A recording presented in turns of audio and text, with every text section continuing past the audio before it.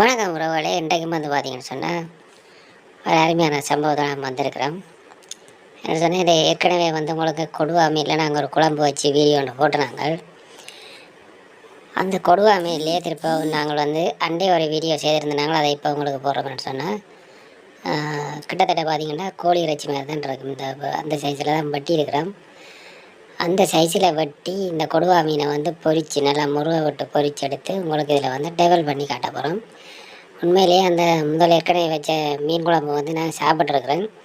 ஆனால் வந்து அது ஒரு வித்தியாசமான ஒரு வகை டேஸ்ட்டு.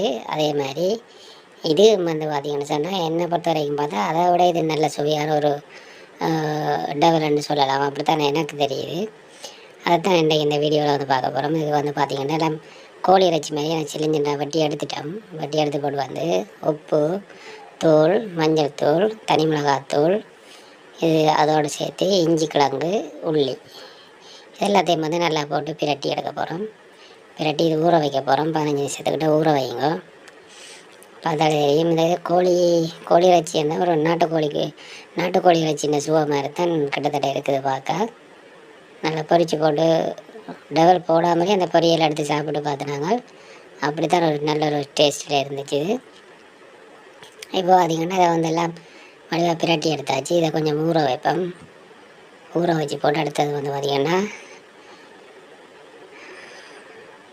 அடுத்த மீனை வந்து பொரிச்சு எடுக்கணும். ஊற வச்ச மீனை வந்து பொரிக்கணும். அதுக்கு வந்து நான் ஏற்கனவே உங்களுக்கு சொல்லியிருந்தேன். இது வந்து பொரிக்கிற சட்டி, பழக்கப்பட்ட சட்டி. அதில் வந்து அதில் தான் நாங்கள் பொரிக்கணும். அப்போ தான் வந்து அந்த மீன் வந்து உடையாமல் வரும். இப்போ பார்த்திங்கன்னா மீன் துண்டை பார்த்திங்களா உங்களுக்கு தெரியும். மீன் அண்டே நீங்கள் சொல்ல மாட்டீங்க. அப்படி தான் இருக்குது பார்க்க.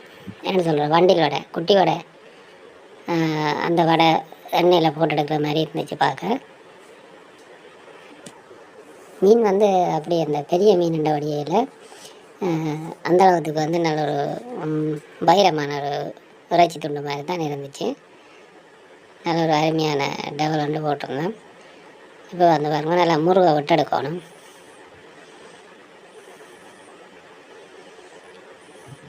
கலரை பார்க்க அவங்களுக்கு தெரியும். அந்த பொரிஞ்சு வர பருவமும் அந்த மீனின் தன்மையும் வந்து அவ்வளோதுக்கு ஒரு நல்ல டேஸ்ட். இப்போ பாருங்க குட்டி வடை ரெடி. குட்டி வடையானு தான் நான் சொன்னேன். குட்டி வடை வந்து ரெடி. ஆனால் அந்த அளவுக்கு அந்த மீன் துண்டு வந்து பொரிஞ்சு அப்படி ஒரு தோட்டத்தில் இருக்குது.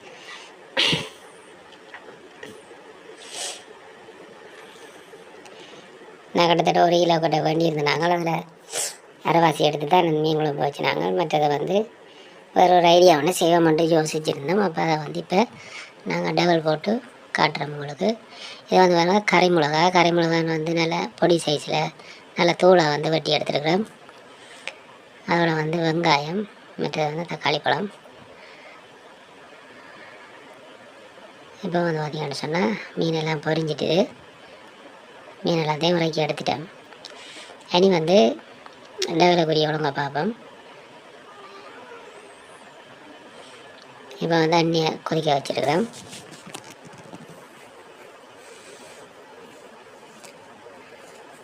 இப்போ வந்து வெங்காயத்தை உள்ளே இறக்குங்க. வெங்காயத்தை உள்ளே இறக்கி நல்லா தாளித்து எடுக்கணும். மீன் பொரிச்ச எண்ணெயெலாம் இதையும் பொரிச்சினாங்க. அதில் வந்து நல்ல கலராகவும் இருக்குது. நான் அது வந்து சுவையாகவும் இருக்குது. உடனே தான் ஒரு கதை மீன் பொரிச்சினாங்க. அப்போ அதையே நாங்கள் சேர்த்துருக்குறோம். அது ஒன்றும் பிரச்சனை இல்லை உங்களுக்கு.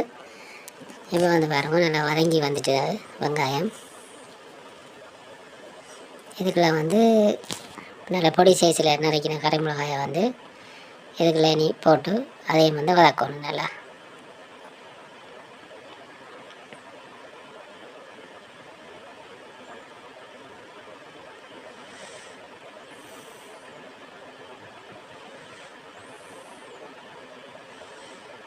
சில நேரங்களில் வந்து பார்த்திங்கன்னா எங்களுக்கே தெரியாது என்னென்ன ஐட்டங்களான சாப்பாடுகளை எந்த வகை மீன்களில் செய்யலாம்ன்றது வந்து எங்களுக்கே தெரியாது.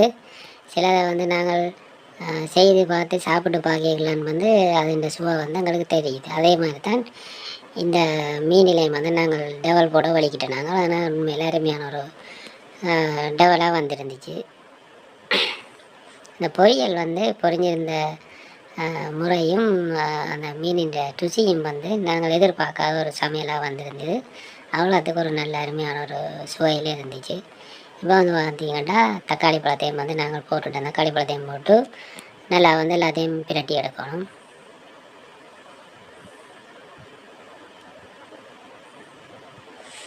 ஏற்கனவே மீனுக்கு வந்து உப்பு போட்டிருக்கிறோம். அதனால் வந்து அளவோட இந்த இதுக்குள்ளே கொஞ்சம் உப்பை போட்டுட்டு வந்து மற்றது இது வந்து கட்டைத்தூள் ஒரு 2 கரண்டி சேர்த்துருந்தாங்க. அதோட வந்து தக்காளி சாஸ் வந்து அதுவும் கொஞ்சம் போடுங்க. கொஞ்சம் போட்டுட்டு பிரட்டி விட்டிங்கன்னா இப்போ வந்து டெவலுக்கான அந்த பேஸ்ட்டு வந்து ரெடியாக வந்துடும் மசாலா.